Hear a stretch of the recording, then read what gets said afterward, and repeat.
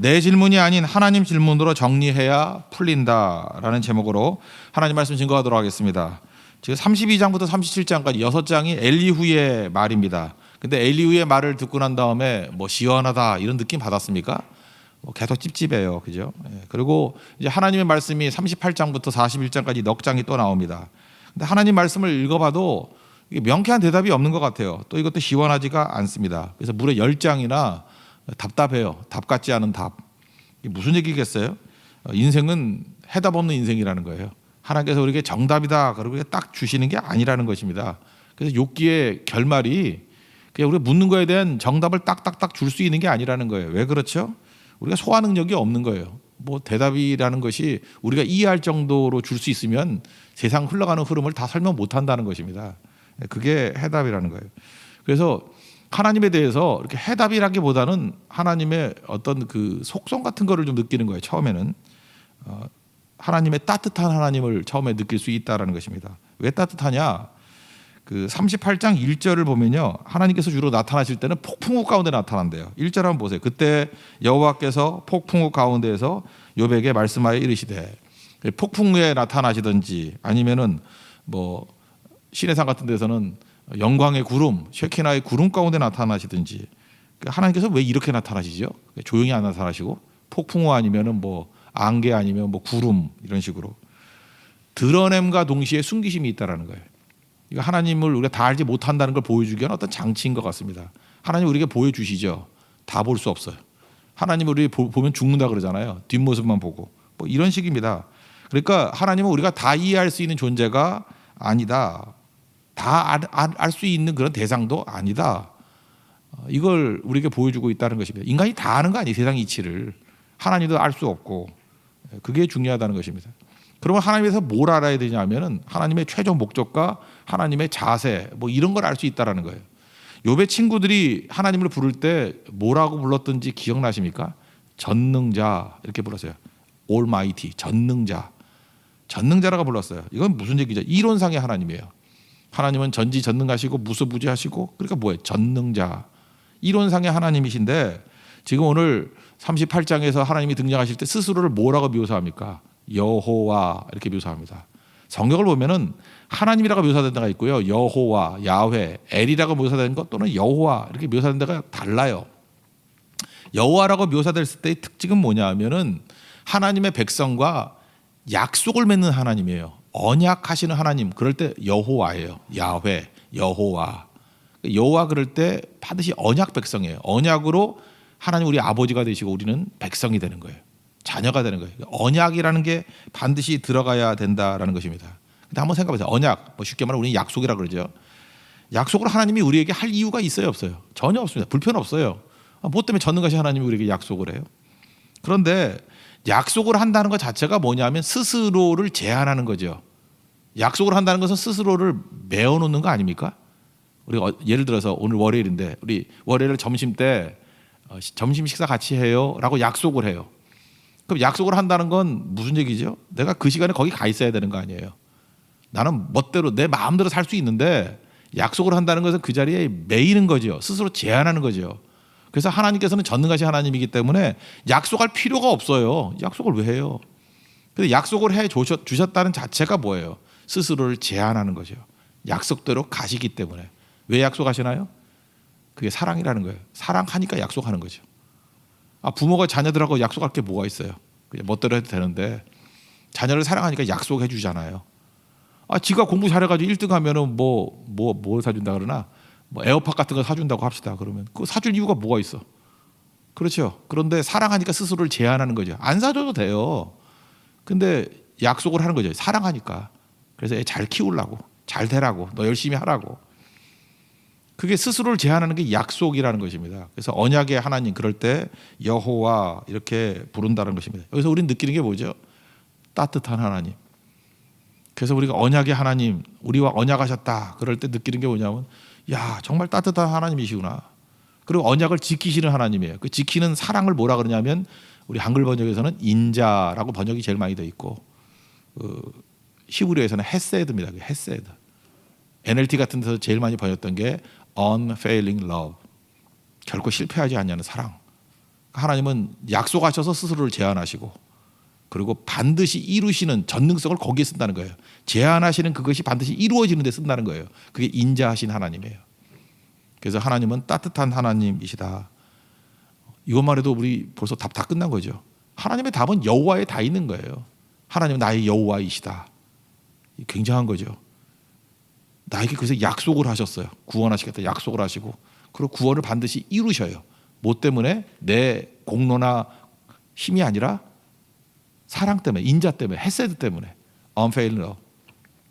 그래서 길도 만드시고 이루실 때까지 하나님이 뛰시는 거예요. 우리는 그 하나님을 신뢰하기만 하면 되는 거죠. 이 따뜻한 하나님 이걸 우리에게 보여주고 있다라는 것입니다. 그러고 난 다음에 이제 나오는 게 이제 질문들인데 질문들 뭐 장황하게 쭉 나오죠. 질문이 주는 메시지는 뭐냐면 우리가 질문했지 않습니까? 욥이 또 하나님이 질문을 질문으로 대응해요. 이런 거 성경에도 많이 나오죠. 가이사에게 세금 바치는 게 맞습니까? 그럴 때 해라 말라 이렇게 안 하고 동전 갖다 놓고 이거 누구 화상이야? 가이사네요. 가이사 것은 가이사에게, 하나님의 것은 하나님에게. 질문에서 질문으로 답하시죠. 이게 무슨 얘기야? 스스로 답을 찾으라는 거죠.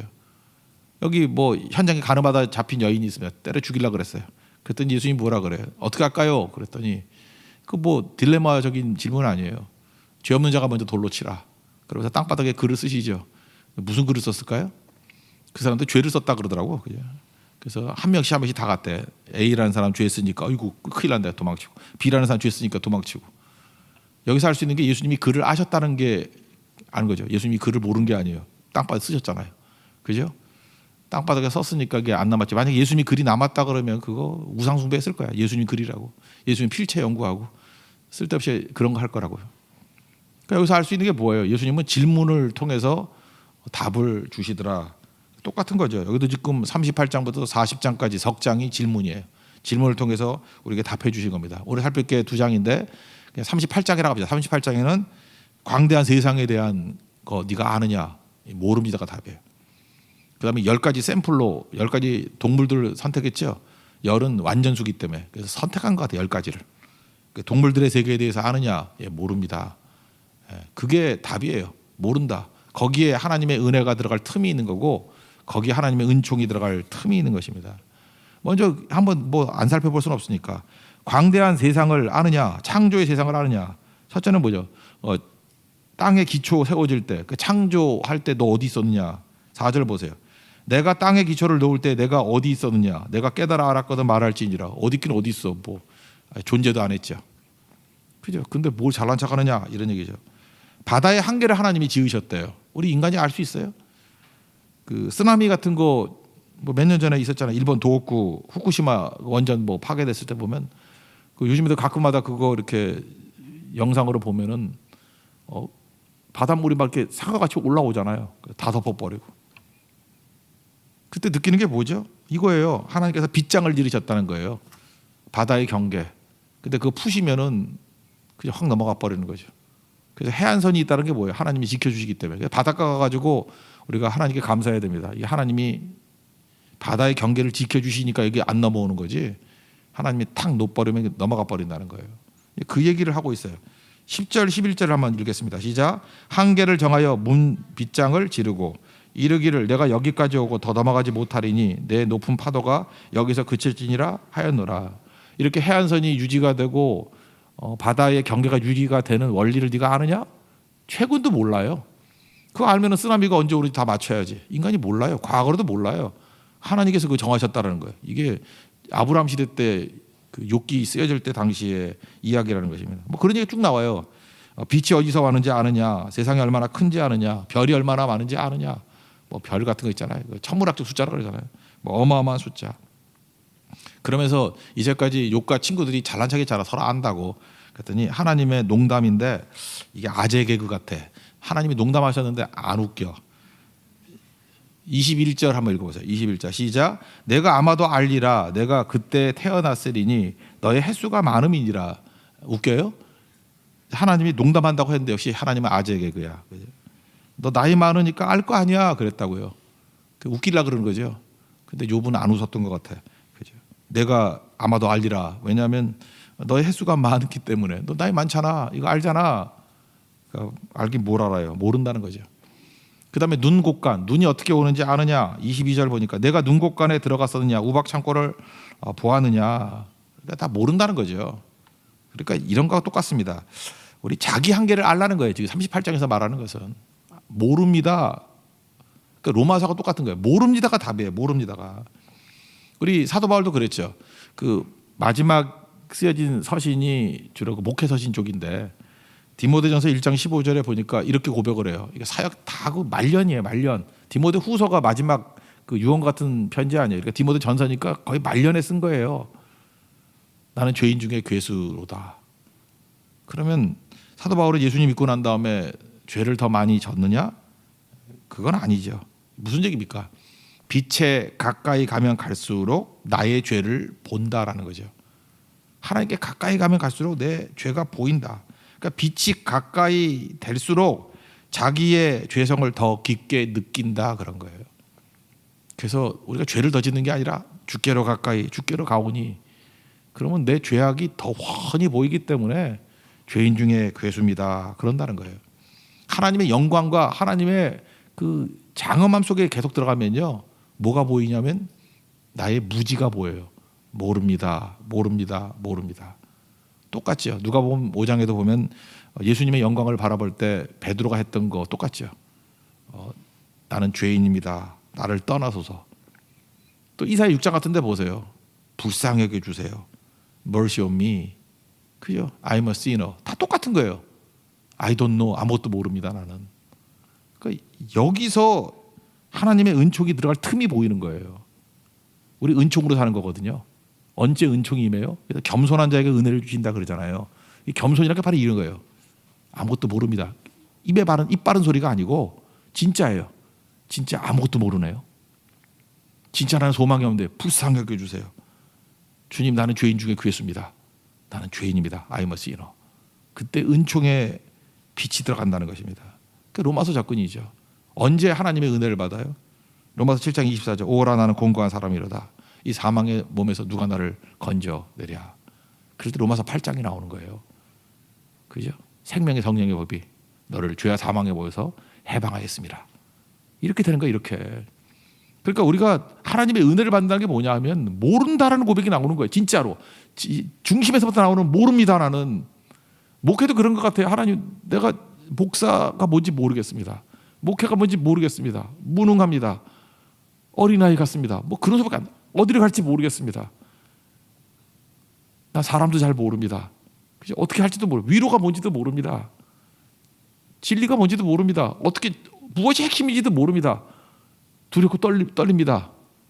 어린아이 같습니다. 하나님 붙들어 주지 않으면 한순간도 못 견딥니다. 라고 할 때 그 틈에서 은총의 빛이 들어온다고요. 그게 구원이에요. 지금 욥기가 보여주는 게 이거예요. 모르잖아 너. 모릅니다 고백이 나오는 거예요. 죄인입니다. 불쌍히 여겨주세요. 그게 사실 살아나는 길이라는 것입니다. 그 다음 나오는 질문이 이제 동물 세계죠. 10가지가 쭉 나오는데 이제 38장 39절부터 39장까지예요. 사자, 까마귀, 산염소, 암사슴, 들나귀. 그 다음에 6번째 들소, 타조, 야생마, 매, 독수리. 왜 10개겠어요? 샘플이에요. 완전 수니까. 그냥 세상에 있는 길들여지지 않는 동물들. 이거에 대해서 아느냐? 섭리 잘 모르는 거예요. 모른다. 이것도 모릅니다. 그게 답이에요. 그런데 섭리 안에서 잘 살고 있지? 너 모르지만 네가 아는 것만 돌아가는 게 아니야. 세상은 네가 모르는 것도 하나님이 돌보셔가지고 다 돌아가고 있어. 우린 그러죠. 내가 모르면은 안 돌아가는지 알죠? 그렇잖아요. 뭐 간섭하기 좋아하는 사람 그러잖아요. 잠깐 물어봐. 왜냐면 내가 알아야만 돌아가는지 알아. 뭐 교회에서 너 궁금한 게 많은 거야. 잠깐 물어보고 내가 알아야만 교회가 돌아가는지 알아. 내가 몰라도 돌아가요. 세상 내가 몰라도 돌아가요. 그러니까 여러분들 너무 세상에 신경 쓰지 말아요. 신경 안 써도 다 돌아가요. 내가 뭐 신경 안 쓰면 정치가 망할 것 같죠. 다 돌아가요. 내가 신경 안 쓰면 경제가 망할 것 같죠. 그러니까 돌아간다니까 다. 세상 만사가 다 그래요.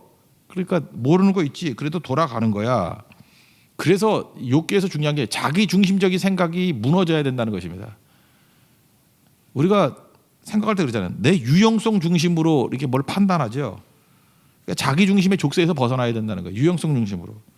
그래서 꽃이 있는데 내가 이렇게 내게 유익이 있어. 뭐 꽃이 있는데 예쁘던지 뭐 아니면 장식하기 좋던지 내가 좋은 거 그것만 이름을 붙여. 그래서 뭐 장미라 그러고 국화라 그러고 뭐 하다보다 코스모스라 그러고. 그리고 내게 이게 잘 인식이 안 돼. 그럼 뭐라 그래요? 잡이라는 걸 보세요. 잡초. 이건 진짜 무서운 얘기. 잡초. 사람도 마찬가지예요. 사람들이 쭉 얘기할 때 저 사람은 누구야 그러면 내게 돈을 주는 사람, 뭐 내게 무슨 뭐 권력을 주는 사람, 내게 인기를 주는 사람, 내 뒤에 뭐 백이 돼 주는 사람. 그 이름을 붙여. 그거 아니면 뭐예요? 잡놈. 세상에 잡놈이 어디 있어요? 그게 다 뭐예요? 자기중심적으로. 이 누가 이렇게 했죠? 욥의 세 친구들 다 자기중심적으로 판단하는 거야.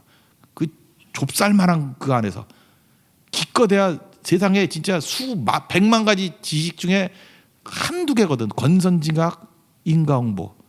그건 진짜 100만 개 중에 한두 개인 거예요. 그거 좁쌀만한 거 들고 그걸로 재단하고 있으니 좀스러워가지고 진짜. 그러고 산다고요. 그리고 나머지는 다 잡설이에요. 잡설. 자기 것만 질리고. 이게 아니라는 거죠. 그래서 이제 뭐 10가지 동물인데 한 가지만 샘플로 든다면 타조가 제일 웃기는 것 같아. 이게 타조가 니네가 생각하는 유용성을 놓고 보면 해석이 되니 이런 얘기예요. 설명이 뭐냐면 타조가 날개짓을 한대. 근데 나니 못 나니? 못 날죠. 그러니까 타조 웃기지? 날개는 있는데 못 날아. 닭이야 닭 같은 존재야. 그리고 얼마나 멍청한지 하면 누가 가서 밟으면 어떡하냐? 밟힐 거 생각하지도 않고 땅 위에다가 알을 낳는데. 그리고 실제로 타조는 지 알을 밟아요. 실수로. 이거 미안해 새끼야. 그러면서 또 밟아요.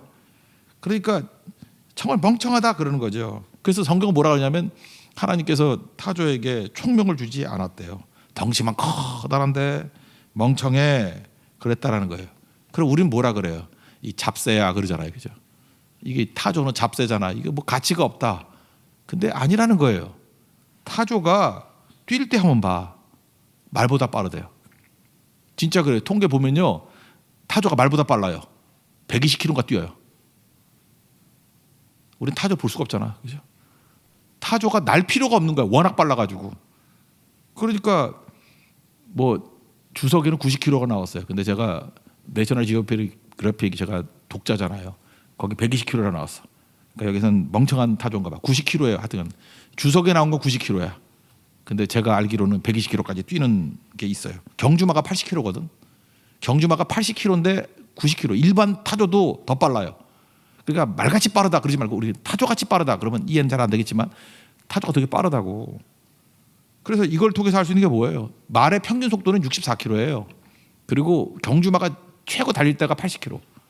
그러니까 말이 되게 빠른 거죠. 그죠? 자동차 속도니까. 타조는요 90km예요. 그리고 빠른 타조가 120km. 봐라. 타조는 강함과 어리석음을 동시에 가지고 있다. 그럼에도 불구하고 타조를 좋다 나쁘다 말할 수 있느냐? 우리 인간은 그러죠. 내가 판단하잖아. 선하다 악하다. 그게 얼마나 허망한 것이냐. 하나님이 섭리하시고 다 이끌어 가시는 것이다. 이렇게 말해주고 있다는 것입니다. 그게 39장 뭐 13절부터 18절까지 얘기해요. 뭐 읽지는 않겠습니다. 다 설명했으니까. 그러니까 잠깐 판단하지 말고 내가 판단하려 그럴 때일수록 다 실수한다는 거예요. 잘 봐라. 샘플 하나, 타조 하나 놓고도 해석이 안 되지. 우리는 타조 그럴 때 어리석은 걸로 표현하잖아요. 뭐 타조 잡을 때 그렇게 하면 된다며. 뭐 자동차를 끌고 다니면서 가면 타조는 얼마나 멍청한지 수풀에 고개를 처박는다면서요. 지가 안 보이면 되는지 알고. 그런 거 모르세요? 그런다 그러잖아요. 어떤 사람들 이렇게 운전할 때 바보들은 너무 무서우면 눈을 감아버린다잖아. 지가 안 보이면 되는지 알고. 그래서 사고 나가 죽잖아요. 그죠? 그래서 타조 같은 놈 그러잖아요. 그러니까 타조가 되게 멍청하다고. 근데 우리 인간을 생각할 때 멍청하고 새인데 날지도 못하고 그러나 이 속도를 보라는 거예요. 네가 알지 못하는 또 다른 면이 있지 않느냐. 이게 지금 욥시대의 지혜를 말하는 거예요. 하나님이 각각 다른 유용성을 주셨다는 거예요. 네 판단이 아니고. 그렇게 존재하는 거다. 그러므로 나를 중심으로 판단하지 말고 풍경으로 받아들여라. 영접해라. 그게 모른다는 걸 보여주고 있다는 것입니다. 결론. 그래서 핵심적인 결론은 이거예요. 인생은 인생은 지금도 어리석은 자의 특징과 지혜로운 사람의 특징 이것만 붙들면 돼요. 내 질문으로 정리해서는 안 된다는 거예요. 지금도 내 질문이 뭐예요? 질문 목록 쭉 해놓고 하나님 이게 내 질문이에요. 1번, 2번, 3번. 내 질문을 중심으로 정리하면 어리석은 인생이 되고 인생은 하나님의 질문에 대해서 대답하는 쪽으로 정리해야 인생이 풀린다는 거예요. 그것만 붙들면 돼요. 잠깐 내가 질문하려고 그러지 말고 하나님이 내게 질문하는 게 있잖아요. 어제 설교 같은 이런 거죠. 시간 앞에 서라. 우리 질문하잖아요. 왜 그 빌라도에 큰 학살이 있었습니까? 누구 죄입니까? 빌라도 죄입니까? 그 사람이 죄입니까? 뭐 이런 거 묻잖아요. 맨날에. 왜 누가 맹인이 됐습니까? 누구 죄입니까? 이런 거 맨날 묻잖아요. 실로암 망대가 무너진 거 그거 누구 때문입니까? 잠깐 이런 거 묻잖아요. 내 질문으로 물으면 자가당착이라는 거예요. 내 질문으로 접근하면 인생이 안 풀려요. 막 뒤집박죽된다는 거예요. 하나님의 질문이 뭐예요? 시간 앞에 서라. 그래야 네가 중독된 존재라는 걸 알게 된다. 그 다음에 마라의 물 마셔라. 내 질문은 뭐예요? 왜 이렇게 쓰죠? 왜 토하는 걸 줘요? 그냥 잔말 말고 마시라면 마시고 토하라면 토하고 그럼 그 다음에 엘림에 가가지고 또 먹여주시고 그 다음에 겨자씨와 그 다음에 누룩의 기적을 주실 거야. 부흥을 주실 거야. 이렇게 하나님의 질문에 대답하는 쪽으로 인생을 풀어나가면 마지막이 뭐가 돼요? 겨자씨의 부흥을 맛보게 되고 누룩의 부흥을 맛보게 된다는 거예요. 여러분 믿습니까? 이게 우리 답이라는 거예요. 그래서 하나님의 질문에 대답하는 쪽으로 풀어나가야 된다는 거예요. 어떤 사람이 마태복음 13장에 나오는 얘기인데 이렇게 가보니 가라지가 많이 있어요. 그랬더니 이게 웬 가라지지? 그랬더니 예수님이 그거에 대한 질문을 해줘요. 질문에 대한 대답은 줘요. 원수가 뿌렸구나. 근데 가서 뽑아버릴게요. 그랬더니 아니야 나도. 왜냐하면 가라지와 알곡이 이렇게 뿌리가 섞여 있어. 그 네가 가라지 뽑으려고 그러다가 알곡까지 뽑히는 거야. 여기서 알 수 있는 게 뭐죠? 인간이 내가 악을 척결할 수 있다고 생각하면 안 된다라는 거예요. 인간이 뭐 내가 정의를 구현하겠다, 뭐 내가 악을 척결하겠다. 되긴 뭐가 돼요? 개뿔. 네가 악을 척결한다고 악이 척결되는 게 아니라는 게 다 섞여 있다라는 거예요. 하나님이 놔두는 이유를 알아두라는 거예요. 추수 때에 그죠? 알고 거두고 난 다음에 나중에 다 불에 태워버릴 거야. 잠깐 설치지 말라는 거예요. 하나님이 다 생각이 있는 거야. 왜 악을 놔두십니까? 알곡 때문에 그래. 너는 지금 가라지만 보이지 알곡 주는 거 생각 안 해? 알곡 거두고 나머지 알곡 빼면 나머지 전체 다 아니냐. 그거 불에다 집어 던지려고 그래. 지옥불이죠. 다 태워버리려고. 그러니까 악인을 놔두는 이유가 뭐예요? 사실은 하나님의 택한 백성 때문일 수 있다는 거예요. 이 중요한 인사이트죠. 그러니까 이거를 내가 판단해서 하면 이 전부당이 사람 잡는 거예요. 하나님의 질문에 대답이나 하고 살아. 대답하다 보면 풀리는 거야. 그래서 인생은 질문이 아닙니다. 인생은 하나님의 질문에 대해서 자꾸만 대답하는 거예요. 응답하는 인생. 그러면 하나씩 하나씩 풀리게 된다는 것입니다. 우리 세교의 모든 성도들은 그래서 하나님 음성을 듣는 거예요. 듣고 주님이 계속 질문하잖아요. 우리에게. 그때마다 응답하고 대답하고 아멘 하고 나가면 인생이 풀리게 된다는 것입니다. 여러분 그 길을 걸어가는 하나님의 종 되기를 축원합니다. 자리에서 일어나겠습니다. 우리 기도를 멈추지 마라 찬양하겠습니다.